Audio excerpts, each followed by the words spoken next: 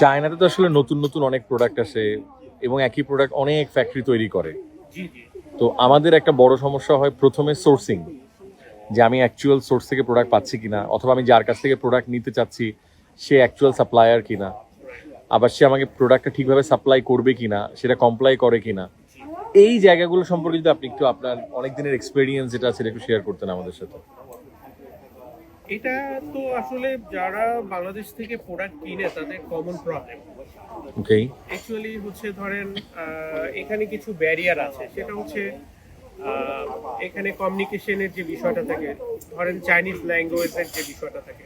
তো ল্যাঙ্গুয়েজ ব্যারিয়ারের কারণে অনেক সময় আপনার সাপ্লায়ার হচ্ছে ইংলিশ জানে না, তাদেরকে চাইনিজে আপনার বোঝানো কঠিন হয়ে যায়। আবার তারা হচ্ছে আমাদের মাদার টাং যেটা বাংলা ল্যাঙ্গুয়েজটা জানে না। তো সেই ক্ষেত্রে দেখা যায় কমিউনিকেশনে প্রবলেম হয়। তো আপনি একটা প্রোডাক্ট যখন সোর্সিং করবেন, ধরেন আপনি একজন সাপ্লায়ারকে পেলেন, বাট আপনার প্রোডাক্টের ডিটেইলটা তাকে হয়তো বোঝাতে পারলেন না। তো সেই ক্ষেত্রে আমরা যেটা করি সেটা হচ্ছে আমাদের অফিসে হচ্ছে একটা চাইনিজ টিম আছে, যে টিম হচ্ছে আপনি যদি আমাকে প্রোডাক্টের একটা কোয়ারি দেন, যে সে ফর এক্সাম্পল আপনার একটা আইটেম লাগবে, সেই আইটেমের একটা পিকচার অথবা হচ্ছে ডিটেলটা আমাকে দেন, কোয়ান্টিটি দিলে আমরা আপনাকে আইটেমের হচ্ছে প্রাইস, এর হচ্ছে shipping cost, delivery time, quality, এগুলো সবগুলো হচ্ছে কি আপনাকে ক্লিয়ার করে দিতে পারবো।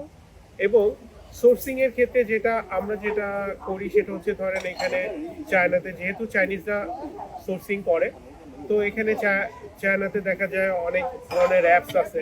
ম্যানুফ্যাকচারিং যেই যারা করে তাদের জন্য আলাদা হচ্ছে গিয়ে একটা প্ল্যাটফর্ম আছে, যারা ট্রেডিং করে তাদের একটা প্ল্যাটফর্ম আছে।